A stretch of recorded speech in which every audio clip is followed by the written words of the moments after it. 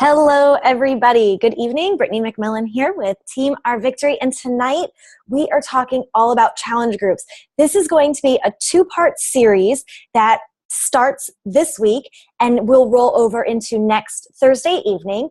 And next Thursday evening, we're going to continue talking through challenge groups, kind of get into like the meat and potatoes of just, what it's all about when you're actually developing the group, like inviting for it, those very first pre-stages, as well as when you actually get into the challenge group and just starting to dive in and how do you make it work, right? But this week, before we even get into that, guys, because it's always, and if you're anything like me, it's like you always want to do the next thing before you do these pre-basic steps, right? And it's like, I see people who have great success, and so sometimes I emulate what they're doing and their behaviors, and I forget that they had to do some things prior to that. So before we even get into like the actual meat and potatoes of running the challenge groups, we are going to dive into basically just what to expect when you're starting a challenge group, maybe some examples of different challenge groups. And I've got a lot of questions that I'm posing tonight. So it's going to be kind of like in Q&A format.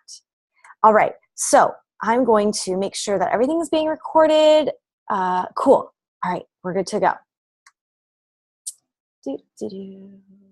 All right, perfect. So first of all, when we start talking about challenge groups, there's going to be hurdles, guys. There's going to be hurdles. And this is something that I feel like comes back to me a lot. Like, hey, this person said this. What should I do? Or, hey, I encountered this. So I really wanted to address that first and foremost so that you don't feel like you're alone in this sense and that you understand that this is something that's common for every coach.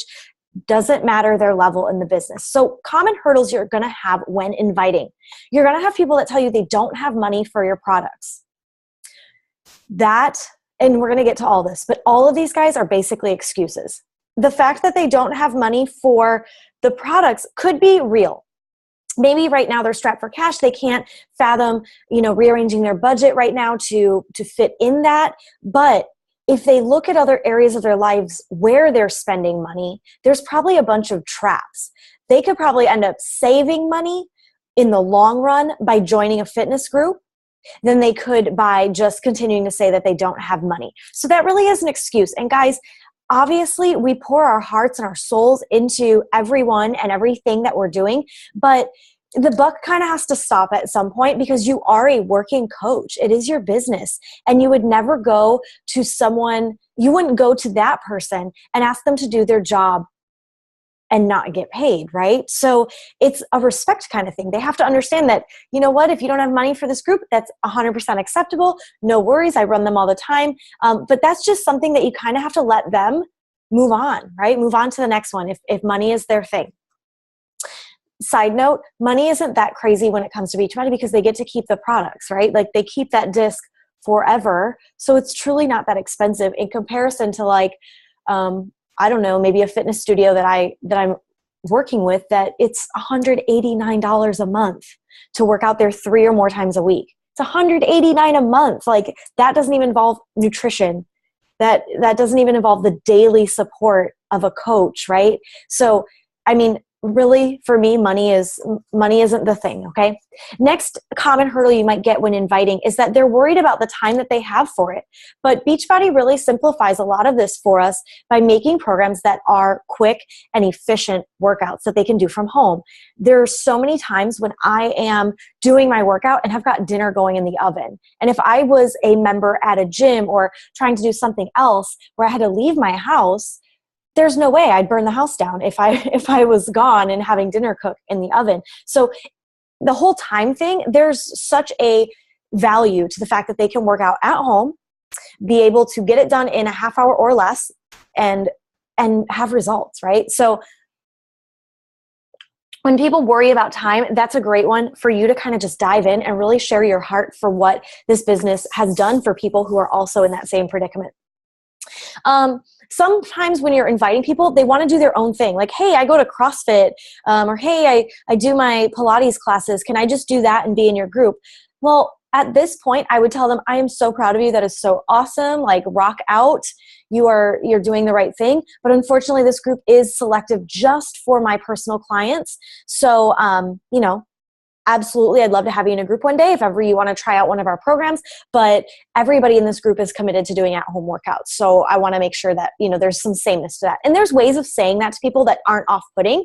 But yeah, if they want to do their own thing and it's a 4 paid challenge group, the truth of the matter is no. Okay. And maybe when you're inviting that there's no follow-up, maybe you say something to them and they never respond to you, or there's just no urgency with them. And that's okay, because it really does take a couple of touches, a couple of feels for somebody to like, oh yeah, that's right, you asked me to join this challenge group. So don't think that if you wrote to them the first time and they didn't answer, that that's the do-all end-all. Also don't think that if they did answer but they never finished, like maybe you were sending them to go fill out a form, or maybe you sent them an email after you spoke on Facebook Messenger and then they never responded to your email. It's okay to follow up with people and tell them that, hey, I'm following up with you. I'm getting ready to start the group. I just want to see if you're still interested, because we have to make some final decisions, get the ball rolling, and we're starting soon. So it's totally okay to say those things. But guys, at the end of the day, everything that I just gave you is an excuse. And you have to understand that people are going to give you excuses. And as a coach, it's your job to read through those excuses and to kind of see what really is the issue. Okay? What truly is the issue for them? What is blocking them from actually starting the group? Usually it's not the money. Usually it's not the time. Usually it's not that, they want to just go running outside instead of a Beachbody program.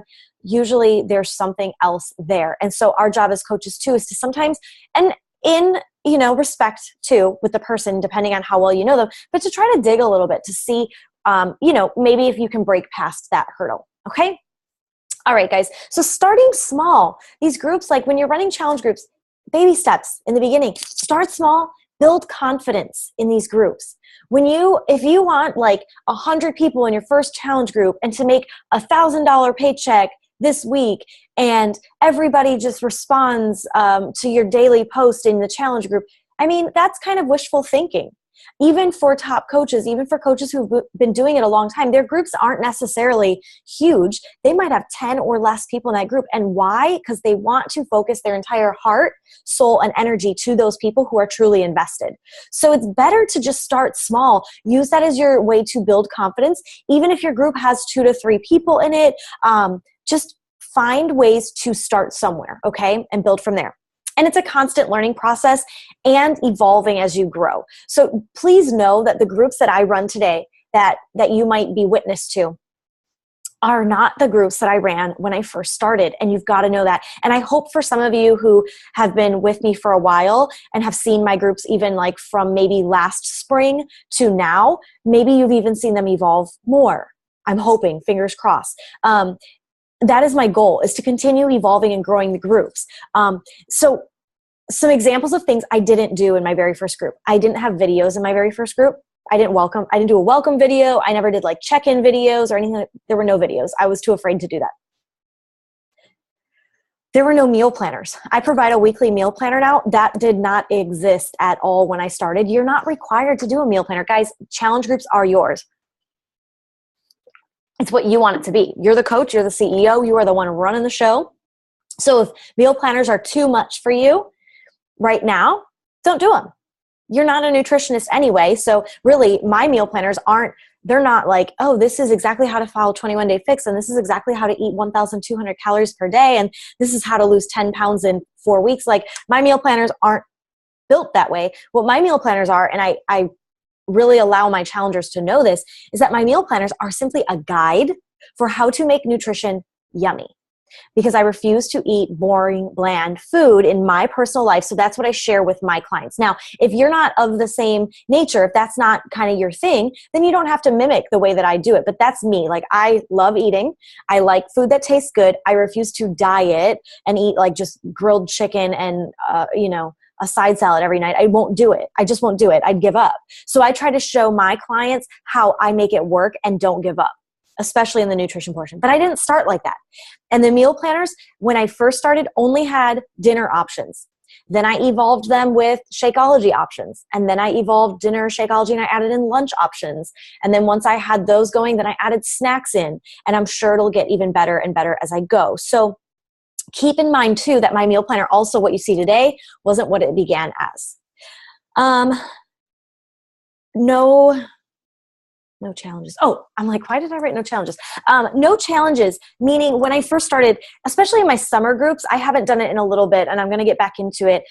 But I would do like mini challenges, like in the third week or the second week when people kind of start to die out a little bit, I would run these little mini challenges like plank for a minute or, whatever, things like that, just to switch it up, make it fun, and bring people back in. Because kind of in week 3, sometimes, especially if you're running that 4-week challenge group, sometimes in week 3, you lose people a little bit. So, and I've found that in my groups to be true. So I would incorporate these mini challenges, and I would also incorporate a little mini prize, but it didn't start that way. And the last couple of groups that I've done, I didn't do those. And I don't always want guys to have a prize attached to what I'm doing, because I'm not like training dogs. You know what I mean? It can't always be like that I get, a prize and a medal for this success. Sometimes it's just that I feel better. And so I also want my challengers to understand that aspect of this journey also, that there's not always a tangible in my hand reward, that sometimes the reward is internal. So anyway, you don't have to have like mini challenges in your group. You could run mini challenges. You could have prizes. You don't have to have prizes. I've done it all. I've done ones where there were like 2 teams, like a T25 team and a P90X3 team when the P90X3 came out, because that was like the equivalent. They were kind of like similar programs. One was 25 minutes, one was 30 minutes. And so we had 2 coaches and we were in charge of each team. And so it was team against team, and whatever team won, and we had a whole criteria of like, daily posts, check-ins, weight loss, things like that. So at the end, when we figured out who won, that whole team got, like a shaker bottle with some trail mix in it and, like an awesome like UROC card from the coaches. So it could be something like that too, but you don't have to have prizes not to start. I also allowed anybody into my challenges in the beginning, and I'm going to brush upon this throughout, but I will kind of touch on it now. You don't have to allow anyone into your group. You don't have to allow people in who aren't going to purchase a Beachbody program. You don't have to allow people in who just purchase the program and don't do Shakeology. You can be exclusive. Like, you have to get a challenge pack. I'm sorry. You have to do both. You can make those rules up. But in the very beginning, because in the very beginning of anything, you're trying to build that trust with people and build relationships. I did allow people into my groups that did not have challenge packs, that did their own thing, or had borrowed, a program from somebody, things like that. Now, I would recommend that if they don't have a program or whatnot, that you do have them sign up for a free account under you, going to your Team Beachbody coaching page and then just sign up for that free account. That's important because later if they do end up buying Shakeology or they decide on a program, even a year down the road, they are linked to you forevermore. Okay, so that is important. Even if you are allowing other people in, please do get that free account attached to yours. But I did that in the beginning so that people would just join and I'd have more numbers, and I kind of was number hungry in that sense. And I'm just going to let you know that all the people that I allowed into my groups that didn't buy anything from me are not a coach on my team. They are not a challenger currently. They are currently not a customer and don't have anything to do with my Beachbody, with Shakeology or anything like that. I will tell you that anybody I ever allowed into a group free just rode that gravy train. So if you're like holding on to hope, which totally hold on to hope, because I still feel like, oh man, I could totally help this person. Maybe one day. I feel that way too. Trust me, I totally feel that way. But I'm telling you from experience that there is value behind that dollar. There's value in saying, you know what, I believe in you. I'm going to buy something because you're representing a product that I want to try. There is value behind that. And so if they don't see the value in that, chances are they probably never will. So I did allow anybody in, and that is totally your discretion. And if you ask me that question, hey, Britt, do you think I should let somebody in? I'm going to tell you it's up to you. I'm always going to kind of tell you it's up to you. And I don't say that because I'm just trying to push it off. I'm saying it because I want you to weigh your options. Because I've been there and I've done it, and I know for me the results, but that's not necessarily true for you. Maybe you have such a great experience with somebody that you allow in. Maybe right now they just couldn't afford it, and maybe in a month they do buy it. I don't know your situations with those relationships. So gauge it yourself. You guys are super smart, and I trust that you're making those right calls along the way. Sometimes too, your heart just wants to be in the right place, and that's totally acceptable also because we are in a very heart-filled business. Okay, in the beginning, I only posted once a day. Now I have 2 times a day that I post, in my challenge groups, and I also go back in live. So those are 2 times that are pre-posted, and I also enter back in live and chit chat throughout the day and comment on people's things.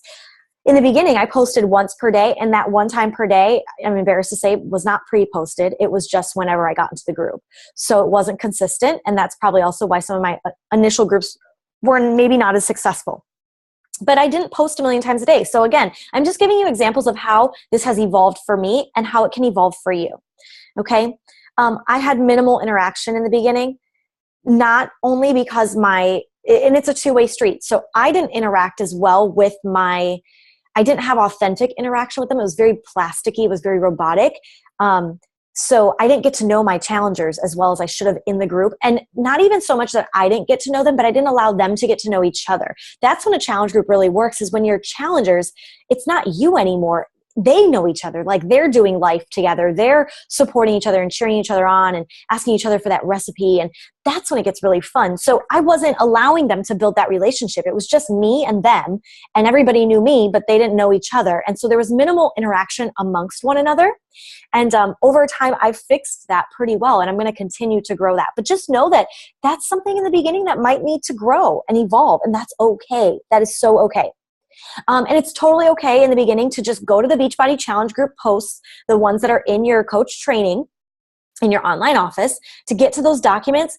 It's totally okay to just copy and paste those word for word. It's totally okay. I did that in the beginning until I started saying, okay, that post is really not me, or that post works. And people respond well to that one, or, and then I would cut and paste kind of how I wanted it in my own documents. But in the beginning, I relied on Beachbodies, and that's okay. That's why they're there. So it doesn't matter what you do, guys. Okay? It doesn't matter what you do in these groups. It doesn't matter how you're evolving, right? But just don't give up on the people who need your support. Okay? Don't give up on those people. I know it can get tricky sometimes when you're like, oh man, I just don't have anybody responding, or people are giving me a lot of excuses, or it's just white noise in my, out on social media, and it's just quiet in my challenge groups. Don't let that discourage you, because there is somebody out there just like you that could be inspired by what you're doing and saying, and you just don't know it. So keep doing what you're doing. Don't give up, especially don't give up on those people who need you the most. Okay? So I'm going to go ahead with some questions regarding challenge groups. So the first one, what is a challenge group? Right? What is a challenge group? Well, it's whatever you make it. It's whatever you make it. It's you. It's your design. But I will tell you that a challenge group is a private group. Okay? So there's some basics to this. It is a private group that you need on whatever platform you'd like to use. Right now, currently, I use Facebook. I am investigating into these new, our challenge group app that we have via Beachbody and the challenge group portal. Okay. And I'm going to start test driving that out. But it's a private group. It's a private place for you guys to be together. It's also a predetermined length of time. So a challenge group is not something that it's I'll just go until we don't feel like going anymore, or yeah, maybe a week, maybe 2 weeks. No, it's got to be predetermined. We're starting on this date. We're going to end on this date. And it's also a source of accountability and support. Okay, but beyond that, beyond it being a private closed group on some platform, beyond the fact that you've got a length of time that you're within, and beyond the accountability and support, it truly is whatever you make it, guys. Okay? Why should you as a coach run monthly challenges? Why? Why run the challenge? Well, here's a couple of reasons.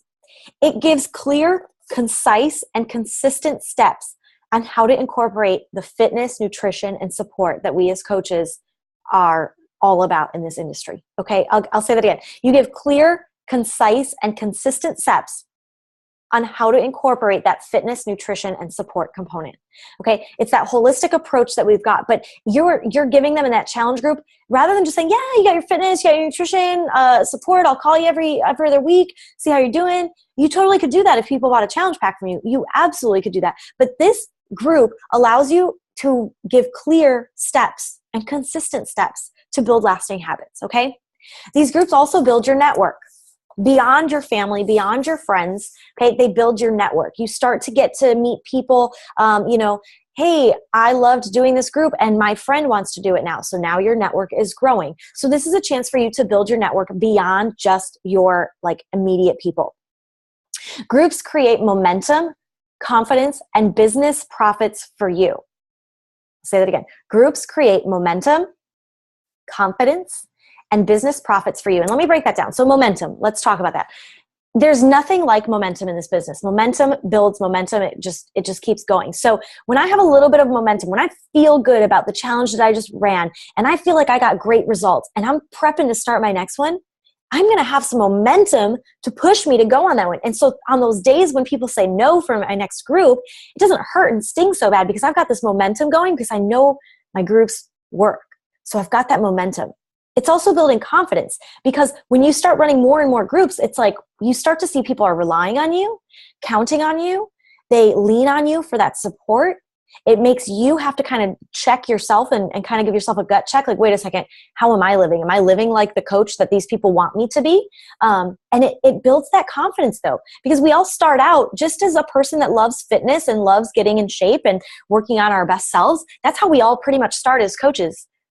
So we're not like fitness professionals, nutritionists, not things like that, right? So sometimes we lack a little bit of confidence in terms of, can I really do this? Or what do I really know about all this? And so building that momentum and creating groups, it just allows you to boost confidence over time. The more groups you do, the more confident you are behind what you are doing, okay? And it's business profit, guys. If you are in if you're in this business to build a business and to get profit, you have to run challenge groups. It's just what you got to do.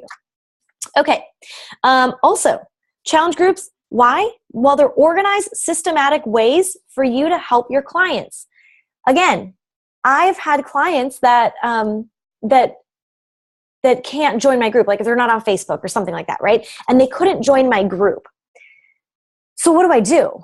Well, I can reach out to them. I can email them like maybe every week.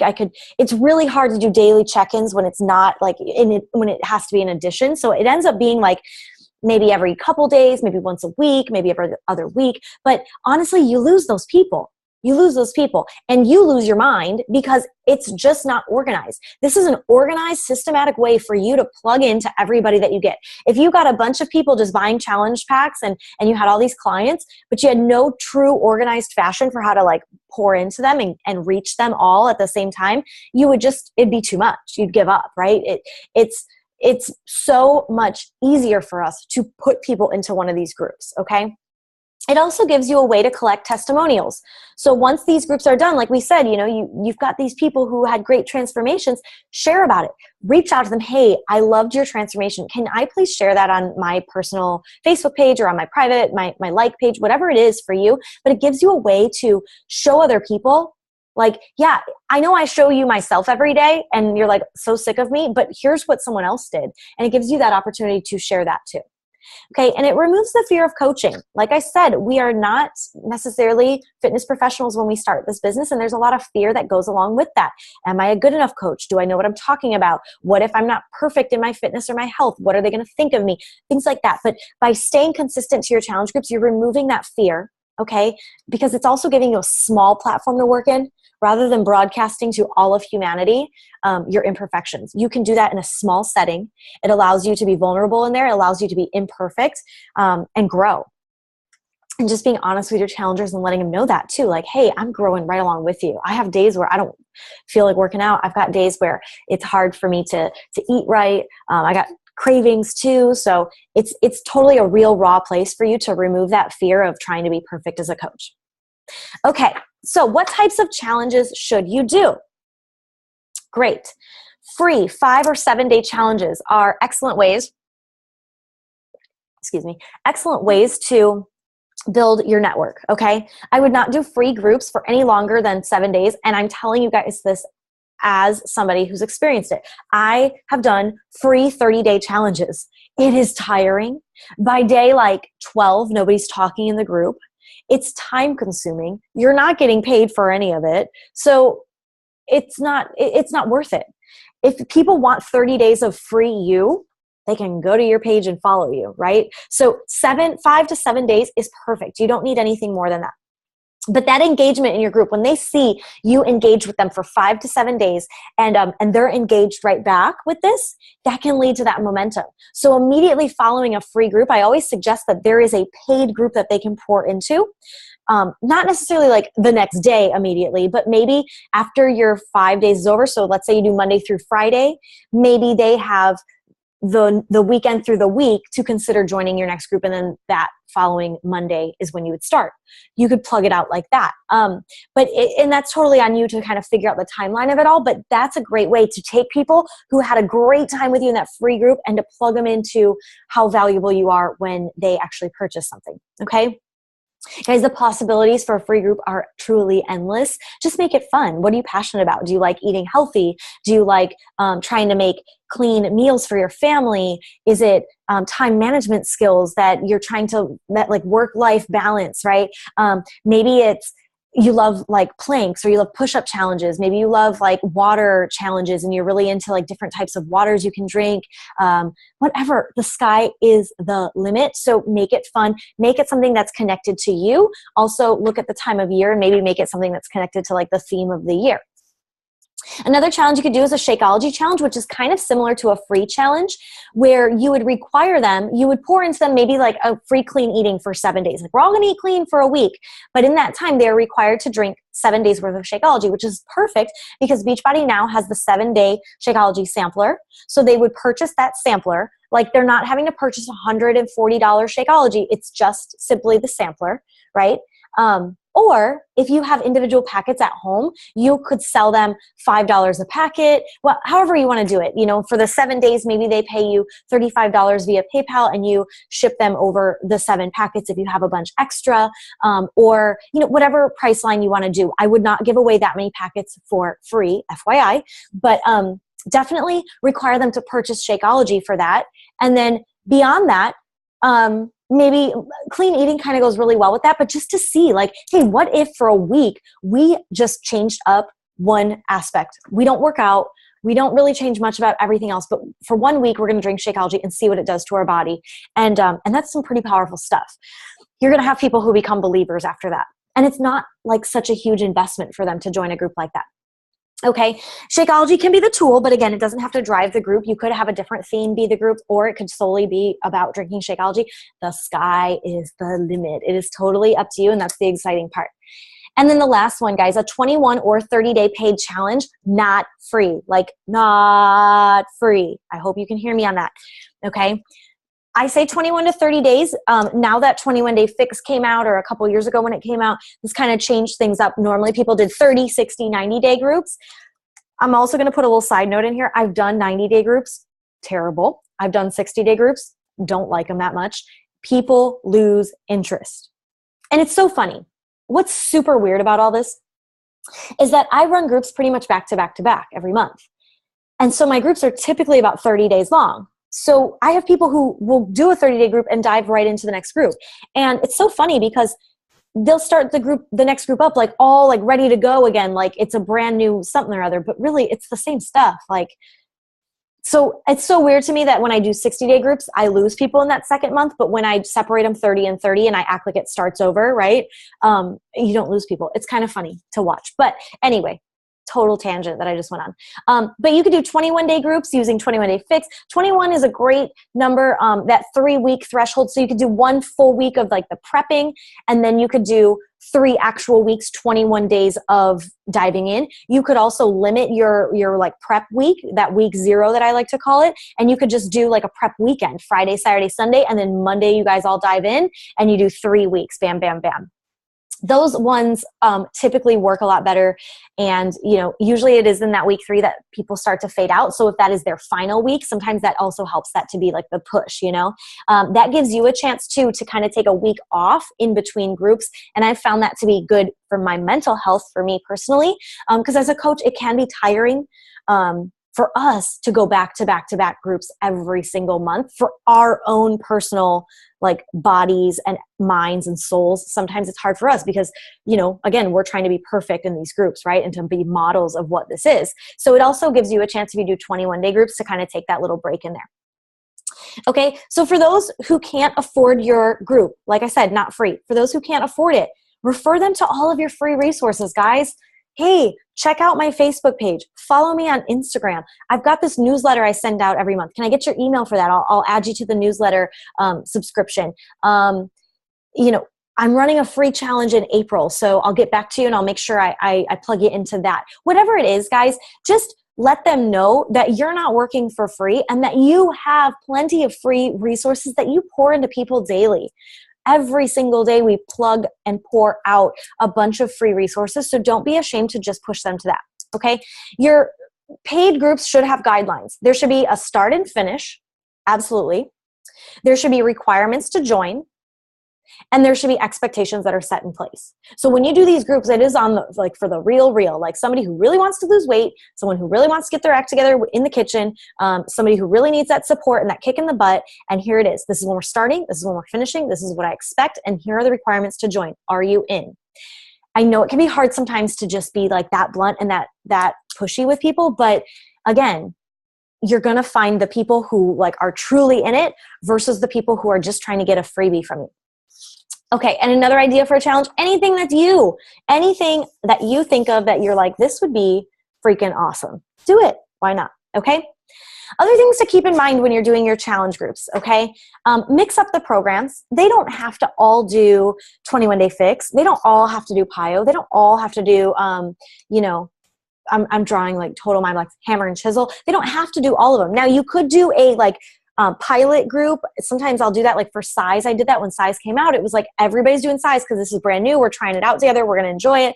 And that's what we did. And that's fine. That's totally fine. You can do that in that situation. But in most groups, I would mix up the programs. Okay. So that it's not just like one size fits all. Do not require a challenge pack if they have a program, but do require Shakeology. So if they already have a program, like, hey, I bought 21 Day Fix. Actually, I have somebody I'm talking to right now. They're going to be in my next challenge group. And he bought PiYo. He bought PiYo the other week. I don't know. And he's been doing it. And then he messaged me like super excited. Hey, I'm doing PiYo. I'm so excited about it. Yay. And that's awesome. And he wanted to be in my group. And I was like, yeah, cool. Let's get you plugged into Shakeology. And then it'll be good to go. And we'll get you switched so that I'm your coach. And we did that. And that's totally acceptable also. I also keep in mind, start on a Monday. Mondays are usually a nice, clean start for people. Let them have the weekend to kind of get ready to go and excited for it. And then Mondays get into work. You don't have to give prizes out. I said that before. Keep in mind that some people will stop participating. Don't take that personally, guys. Don't take that personally. If people stop participating, it's not you. It's not you at all. It's not you. It's them. Maybe their life, maybe something happened in their life. Maybe they got busy. Maybe you just don't know, right? You have no idea. So all that I say is just love on them. Connect with them, send them a Facebook message, send them a text message, give them a phone call if you even know them on that level, whatever it may be, but just love on them. Check in with them. See what's up, see how you can be of assistance. And if they don't answer you back and they don't reach out to you, it's no big deal, right? Again, it's not you. There's probably something going on in their life that maybe they just are embarrassed to either share with you or come to terms with, things like that.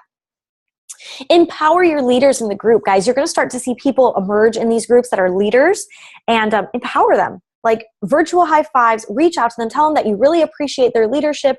Let them know how much you appreciate their interaction in the group, and don't be afraid to empower those leaders and also start to bridge that gap to take those next steps to asking them if they want to be a coach. Because you will find those people in your groups that start to pop out that are those leaders that do interact more than others.